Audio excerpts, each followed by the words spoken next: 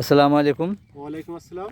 এই যে এবার এইসব কাকল কি আপনারা নিজেরা পারছেন না শিলাবৃষ্টিতে ক্ষতি হয়েছে? এই শিলাবৃষ্টিতে এই যে গতকালকে যে আপনার বিকালে যে আপনার শিল পড়ছিল, হ্যাঁ, হ্যাঁ। মোটা মোটা শিল পড়াতে আপনার এই যে গাছের লতাডুগা ছিঁড়ে গেছে। জি জি জি। এবারে কাকরগুলো ছিঁড়ে পড়ে গেছে শিলে, আপনার আসছে আপনার এই যে কাকরগুলো পড়েছে শিলে, কাকরল গায়ে পড়েছে আর ফেটে ছিঁড়ে গেছে। জি।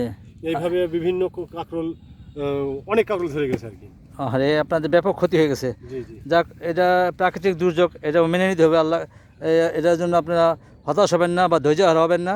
বরকত দেওয়ার মালিক কে? আল্লাহ। আল্লাহ। যেহেতু আপনারা নামাজ রোজা সবই করেন, আল্লাহর ইবাদত করে মাঠে নেমে আসেন, আপনারা সকাল থেকে পরিশ্রম করেন, পরিশ্রমের ফল আল্লাহ একটা দিবেই। তবে হ্যাঁ, আমাদের ক্ষতিও মাঝে মাঝে মেনে নিতে হবে। এটা আল্লাহ ইমানের পরীক্ষা করেন, এটা আমাদের ইমানের পরীক্ষা করেন। এই জন্য ধৈর্য হারাবেন না।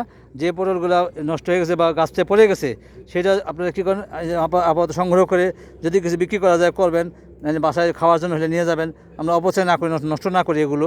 আর এই গাছগুলোকে আপনারা দ্রুত গতিতে একটু খরা দেখা দিলে আপনারা কী করবেন, একটু সার গোবর দেওয়ার ব্যবস্থা করবেন। জৈব সারও গোবর সারও দিবেন, সাথে কিছু রাসায়নিক সারও দিয়ে দেন। যে ক্ষতিটা হয়েছে আশা করি আপনার শীঘ্রই কাটিয়ে উঠতে পারবেন ইনশাআল্লাহ। ঠিক আছে? আল্লাহ আপনাদের ধৈর্য দান করুক এবং এই ক্ষতি থেকে কাটিয়ে ওঠার তৌফিক দান করুক। বলেন সবাই আমিন। আসসালামু আলাইকুম রহমতুল্লাহ বারাকাতুহু।